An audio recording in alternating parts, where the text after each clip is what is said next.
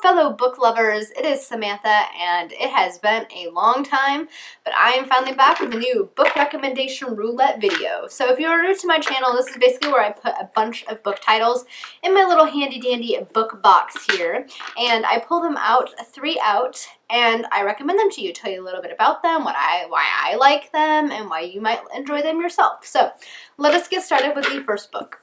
Gotta open my handy dandy little box and pull out a title. And that title is The Squire's Tales by Gerald Morris.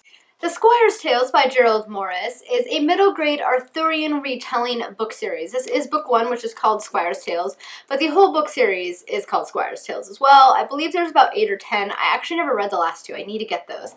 But these books are hilarious. He does a pretty faithful retelling of Arthurian stories, and he adds in a ton of humor. They are so funny. There is so much going on. So if you're wanting to start out and get into more Arthurian literature, King Arthur stories, Merlin stories, then I highly recommend that you start with the Squire's Tales books. This was my first foray into Arthurian legends, and I think it's a great place to start because they're absolutely hilarious and they're fantastic, and you guys will enjoy them. And they're really, really fast reads because they're middle grade.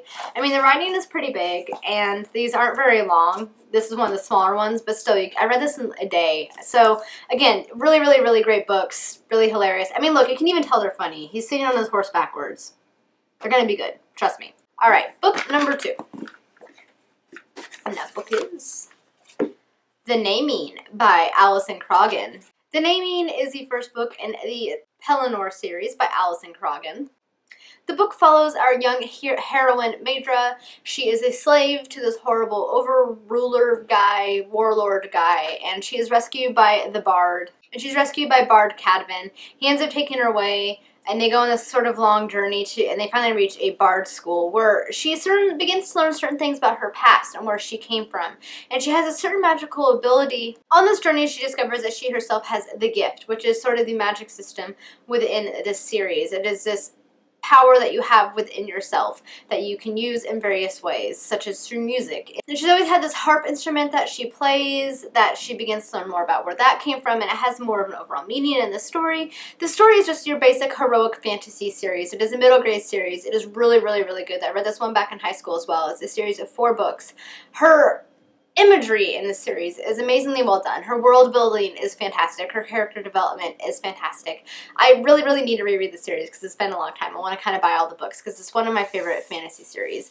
I highly recommend it. Really, really enjoyable. If you're looking to get into more fantasy, if perhaps it's a new genre to you, then this would be a great starting place. This is just a fantastic book series. And I don't hear anybody talking about it on Booktube, and it should be talked about more because it is so good.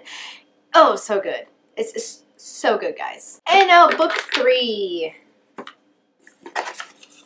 That book is Persuasion by Jane Austen. Persuasion is one of Jane Austen's shorter novels, but it's a really, really heartwarming tale.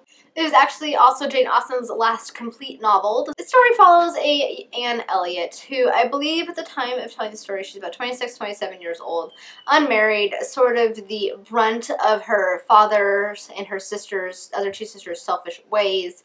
Many years prior, she had been offered an engagement by Frederick Wentworth, but by her father and her sister and her sort of mother figure in her life, Lady Russell, they compelled her to give up the proposal because he really didn't have any prospects. He was poor, and aside from being charming and good-looking and good-natured, that was all he had going for them. So she reluctantly ended the engagement. So now many years later, her family, her father and her sister herself basically lost their fortune due to their selfish and greedy ways, and they have decided to take up residence in Bath. And they end up letting their house that they're having to move out, they're renting it to another couple. This other couple is actually Captain Wentworth's sister and her husband. So she again comes into contact with Captain Wentworth, and per Jane Austen's usual, romance ensues. It is such a lovely story. I like the character progression of Anne Elliot from beginning to end. From beginning, she starts out as this meek, sort of shy, sorrowful young woman to a more self-confident and beautiful woman. It is just one of her, I would say, is one of Jane Austen's